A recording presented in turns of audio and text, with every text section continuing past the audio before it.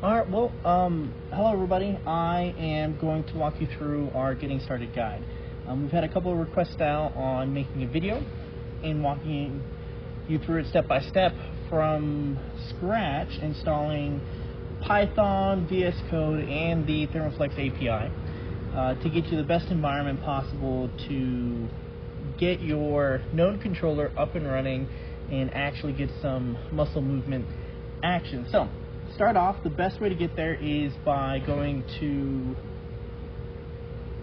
the QR code that's included in the kit, scanning it, it'll take you directly to the Getting Started page. But since I am lazy, I am going to go through our website, which is a perfectly reasonable way to go through it, in case you ever lose it, you know? So, I start by typing in www.deltaroboticsinc.com. It'll take you to our home page. We've got a bunch of new products, a spring sale going on, and a bunch of information. You're welcome to look through it. So the first thing you'll notice is going to read the docs page. By clicking on that, it'll take you directly to the home page of our documentation. From here, it's pretty simple. Left-hand side, tutorials, ThermoFlex, and then getting started with our evaluation kit, both here and here. By clicking on it, it'll take you to the exact same place that the QR code takes you to. Now, we start off by giving you an unboxing guide. Our packaging is a little bit unconventional, a little bit custom to us. We're really proud of it. Brendan is really proud of it, especially. He's the one who made it, so please don't make him upset by not reading through this part. But for now, we won't tell Brendan. We're going to walk through and skip this section because we're really interested in just going through and getting the actual node hooked up and running. So we're going to scroll down to the set up your ThermoFlex node. This is where we're going to start. So before we begin, there's a couple system requirements that you need to have in order for this to actually work. We're not universal, unfortunately, not yet. At least. There's some basic requirements that are relatively common for, I would say, 80 to 90% of people. To get this up and running, you need to have at least a Windows 10 or 11 operating system.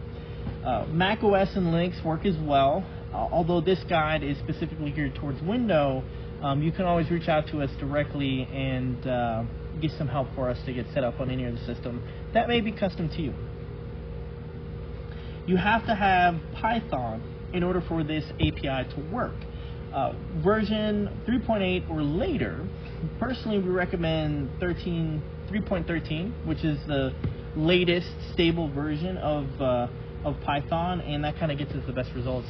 The upgraded components, libraries, etc.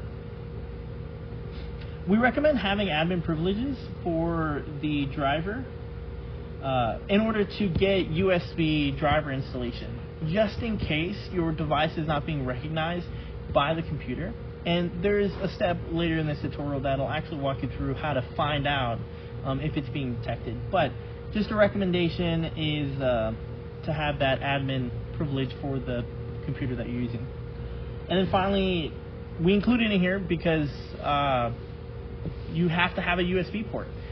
We do not have wireless or Bluetooth modules on our control system just yet, and so you're going to have to run it serial. And the only way to do that is by hooking up a USB cable to the device. Now, in the kit we actually include a USB to USB-C, a little bit shorter than we'd like. That is being fixed, by the way. And all it does is hook up to the computer and the USB-C cable right there, and that is enough power for you to run most of the tests on the device before the muscle is ever even connected. Note, in order to actually run the muscle, the computer does not pump out enough power through the USB-C to make that happen. You have to have a battery in order to push the muscle. Now, depending on the size of battery you get, the power requirements, the time scale, everything is a little bit different, but a nice taped up janky battery. We've got an old RC battery here. It's an 11.1 volt battery, 3S LiPo. This is very common. This is incredibly cheap. You can find this pretty much anywhere: Amazon, Alibaba, AliExpress. Whatever your poison of shopping experience is, you're probably going to find something. But just know that our system is an XT60 power connection, and the reason we did that is because it's incredibly common, cost-effective, and pretty universal across a lot of high-power devices. Most RC systems today use this connector or a variant of it, and it has a really great track record. So to keep things standardized and somewhat common, we decided to opt in for this high-power option. All right, moving on. First things first, we want to see if the node is actually connected. So the first thing that we're going to do is plug in the USB cable and plug it into our node, into the USB-C port on front. It is labeled, by the way, and seeing if we connect. You should be able to see LED lights pop up and a ringtone on your computer. If your computer is muted, you might not hear it, but know that it is connected.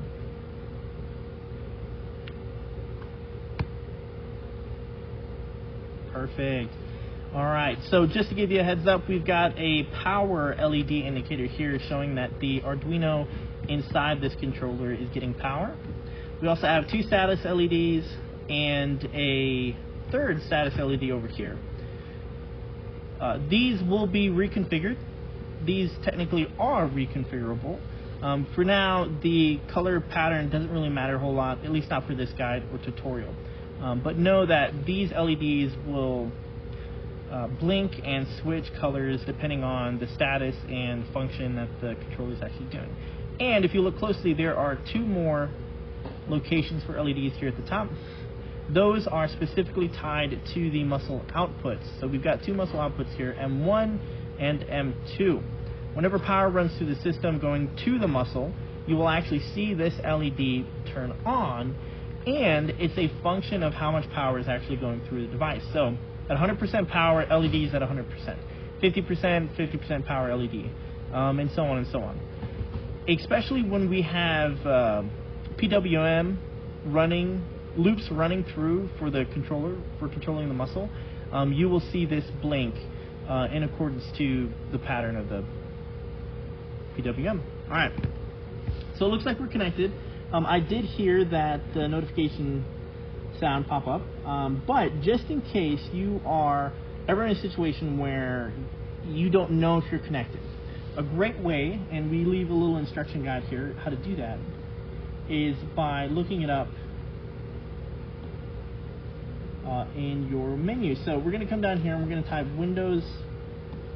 We're just going to type Windows R. That's going to pop up this little menu right here, this little run menu, and we're going to type in this right here. It's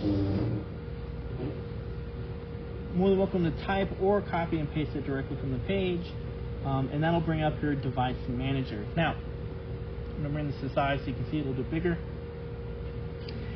Here, you will see ports, COM, and LPT. It's a little bit hidden in there, but if you were to click on that, that'll open up and give you the COM3 device, and this is your node connected to your computer. This can sometimes be COM5 or maybe a different variant depending on Mac or Linux or whatever your system is built for, but this is recognizing the device that's hooked up to the USB. To prove it, I will disconnect the USB cable. It's going to reset and disappear. So when I reconnect it, it will pop up as COM3 device right there. And if you right click it, you can always update driver, uninstall, disable device, or look at the properties, and this will give you some more information about the device itself, the port settings, and everything else at your leisure. So now that we know that it's connected, we'll go on to the next step. If you have any issues from this point forward, I recommend the SparkFun USB guide to kind of help you fix out some of the driver issues that you might have. From there, we're going to go into step 4 and installing the actual Python. This process is pretty straightforward, but I I have to recommend going with 3.13 because it's by far the one that's connected the best with our ThermoFlex API. So to do that, we're going to go ahead and create a new tab, bring it over to the right here, and from that link, hit download that button, scroll down to files, and from here you'll see your specific operating system. Now for me, that's going to be the Windows installer 64-bit. I click on it and it's going to download the executable file. So if I go ahead and open that up, the installer window will come up. Now, the ThermoFlex API at some point will have its own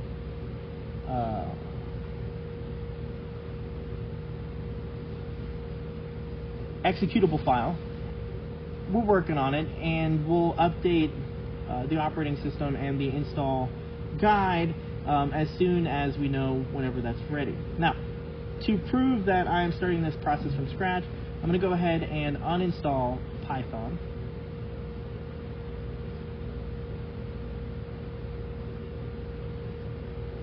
Take a few seconds to get that done.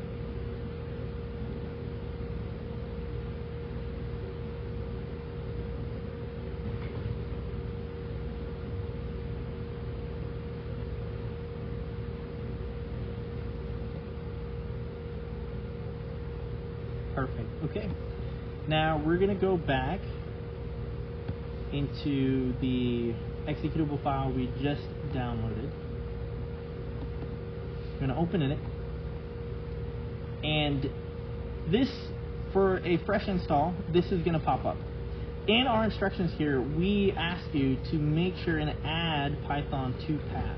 What this does is create a file path for Python to grab individual files and code for that specific Python environment.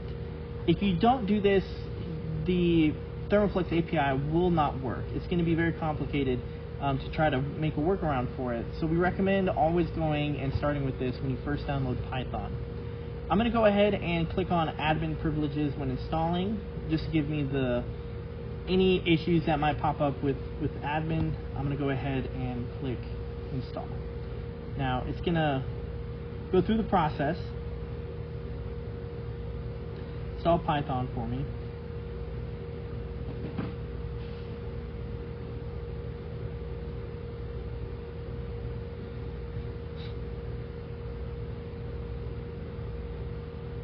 Boom. Alright, so that is easy and done. So Python is now installed, and to verify that it is actually installed, we're going to go ahead and open our terminal. Just type into your search bar terminal, bring it over to the side here, and copy and paste the instructions on how to figure out which version you have. So if I copy that in, it says I have Python 3.13.3, so that's perfect. It recognizes that I have Python enabled. Perfect. Next up, we have to install the ThermoFlex Python API. This part should also be really straightforward. Note, you do have to have an internet connection in order to make this happen, because the pip install command will actually pull everything you need from a package online and download it here. So there's no additional steps that you have to go through or dependencies, libraries that you have to install separately. Everything is included and should go through straightforward. So once Python is downloaded in place, go ahead and copy this file, this code, paste, and enter.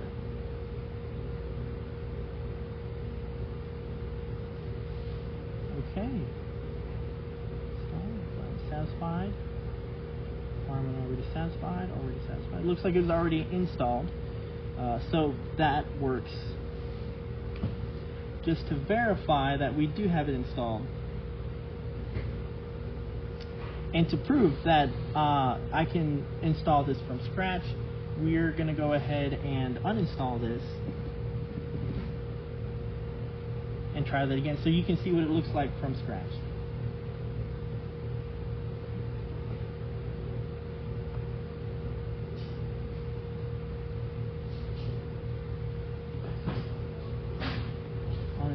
the ThermoFlex API.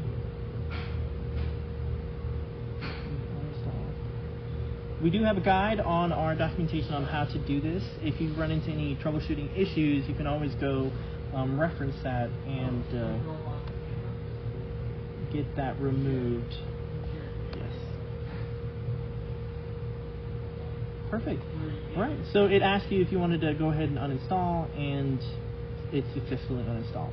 Perfect. So now we're going to go back to the Getting Started guide. Where we're at, install the ThermoFlex API. We're going to go ahead and type this back in. Run through the process one more time. Perfect, okay. It looked like it worked both times, so we're going to go ahead and move on to the next section. If you want to live dangerously, you can always clone a branch off of our official GitHub and install it manually. If you want to have the freedom and the control to do that, you're more than welcome to. Perfect. Next step is to prep your environment. Now, unless you don't actually want to save any of your progress or experiments, we recommend the first option, which is using an editor. We really like VS Code. It's our preferred method, but Notepad or PyCharm, there's a bunch of different editors out there that you can use. But since we want to get you up and running as easy as possible, we're going to go ahead and download VS Code and get you up and running that way. So we're going to download for Windows. Perfect. It's going to take a few seconds to get that downloaded. Awesome. Let's go ahead and go back to our Getting Started guide so we don't lose our spot. And we're going to go ahead and open the executable file. Accept, read, always read all of your terms, because everyone will always read those. Select the file location, that's fine for me. Visual Studio Code, that's fine. Yes, I would like a desktop icon. I do also want the Open with Code action for the file context menu.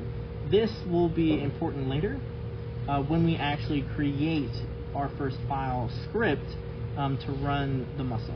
Go ahead and click Next, Install. And this will take a few minutes depending on your computer, and yeah, we just sit and wait.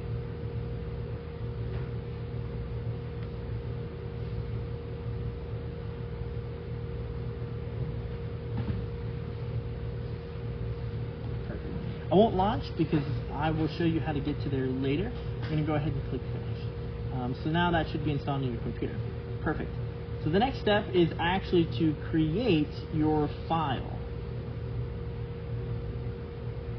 that you will be running the script out of. So since we've got all of this installed already, we're going to go ahead and close out of it. Now we're going to create a file and save it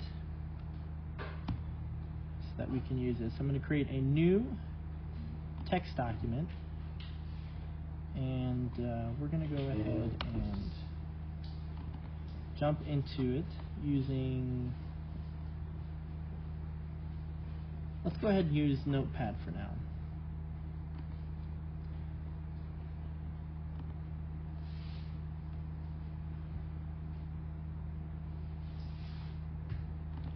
Make sure I don't have any extra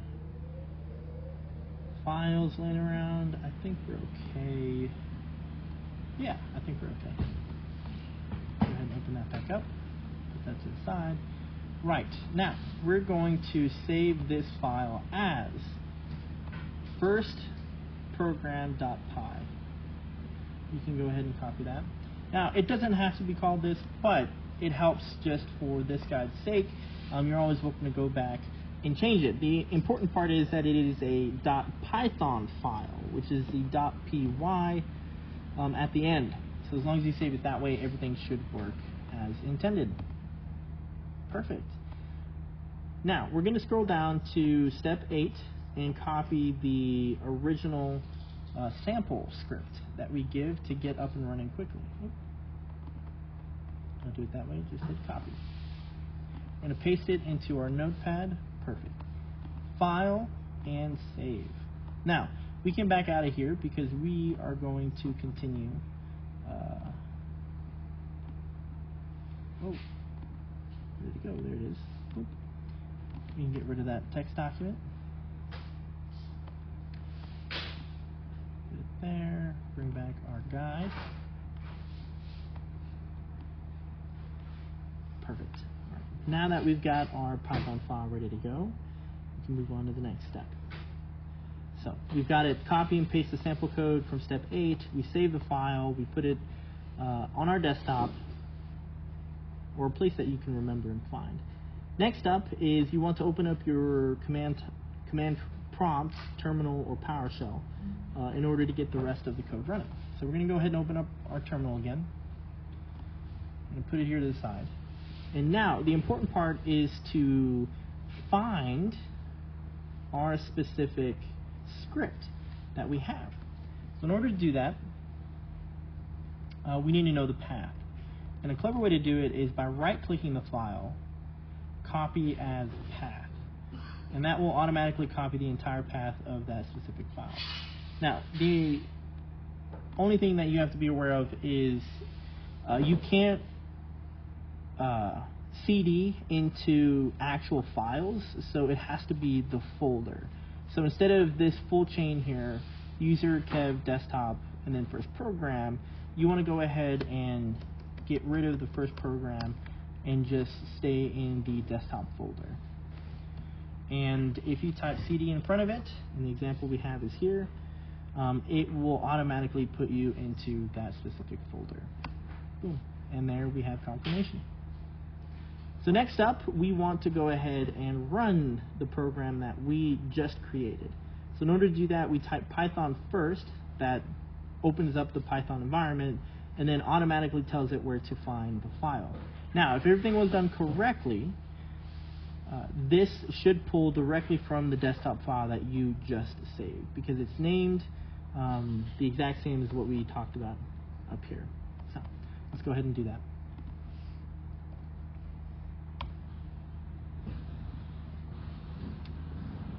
Activating muscle, and you'll see the LEDs start to activate, confirming that indeed your script is running in the background. It'll run like that until the end of the program, stopping muscle, and boom, program has ended. We do have a bug which we are working on. The error code is not true. Well, let me rephrase that. This is an actual error code, but it doesn't affect your actual program. It's something on our side that we're working on fixing so that this doesn't pop up at the end of every program.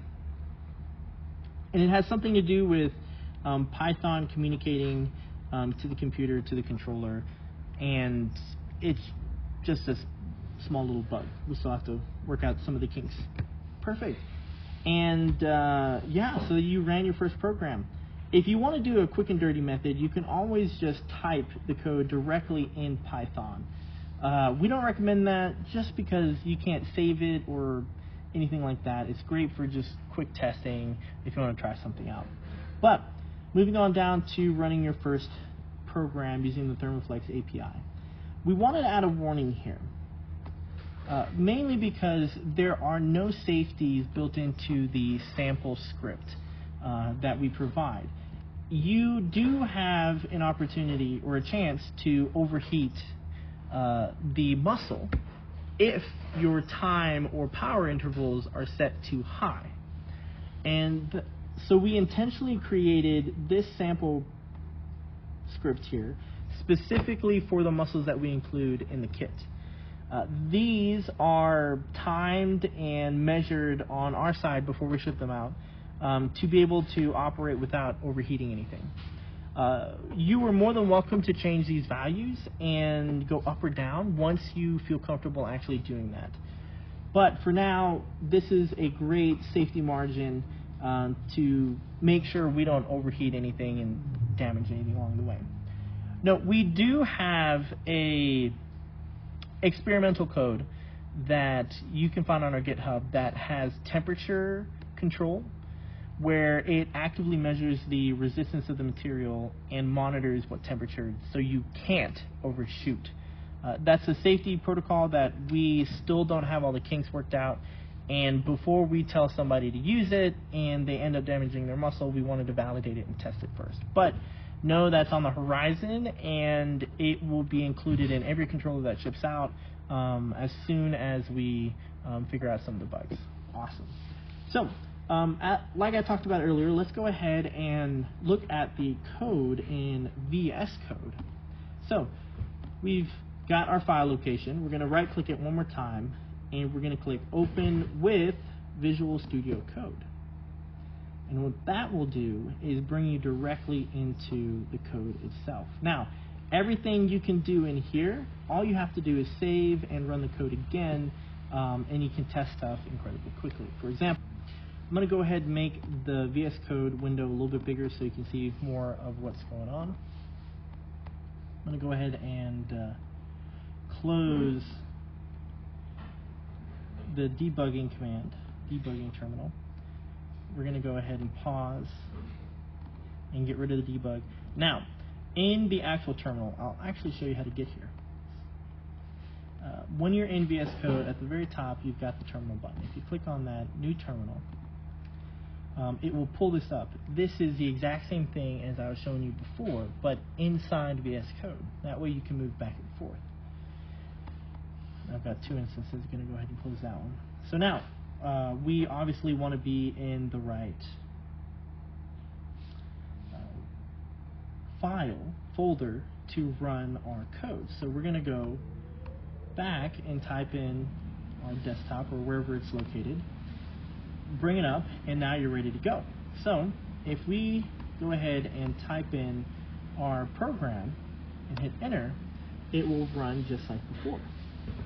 You can see the LEDs turn on, go through the cycles, and you can see that muscle activate here as well. Now we've got this set up for 5 seconds at 50% power, and then 10 seconds at 10% power. Well, looks like everything went through. Yep, awesome. Okay, so just as an example, I'm going to go ahead and adjust this to 100% power. The time delay to 2 seconds. This at 20% power at 5 seconds. And Control S is save. From there, just hit the up arrow and it will bring up your last command, Python first program, and that'll run that specific program again. Since you're already in the file or in the folder, you can go ahead and click enter, and it will run the changes that you just saved. And so the time interval for this has now been updated, and the power. Perfect, everything went off without a hitch. Now, to prove that everything works, I'm going to go ahead and hook up a muscle to show you that it actually moves. So I'm going to go back to baseline, bring this to 5 seconds and 50% power. Bring this back to 10 seconds at 10% power. Perfect. Control S for save. All right, we're ready to start the test. So I'm going to go ahead and take my RC battery and plug it into the import power port at the front of the controller. And that will give power to the rest of the board, including the fan underneath to keep some airflow going through the MOSFETs. The MOSFETs actually work incredibly well, even without the fan. We added that little bit in there just to give you a longer run time for whatever you're testing or for whatever application you've got this going. Go ahead and place that there. Now, it is important which port you connect this to. Right now, we've got this set to 0, port 0, which is M1 on the actual controller. So, what we want to do is go ahead and connect our power cable to the M1 port, and then connect that cable to the muscle itself. Everything should be hooked up properly there. Alright, let's scoot this down a little bit so it's a little easier to see. So now we're going to go ahead and run the last command, and because we saved the changes, everything should now be updated. So when I hit enter, this muscle will begin to move if everything was hooked up correctly.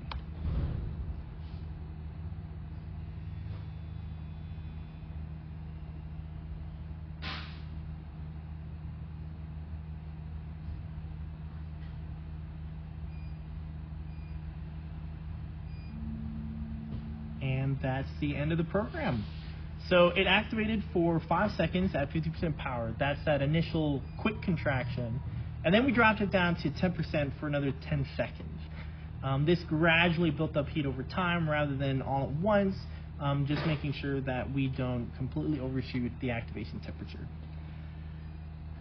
All right, well, that's it. If you have any other questions, you're always welcome to reach out to us directly, go through our website, or join our Discord channel. We offer direct support to anyone who jumps in there in helping you troubleshoot or even build whatever project you need help on. Well, thanks for watching, and I'll see you guys later. Bye.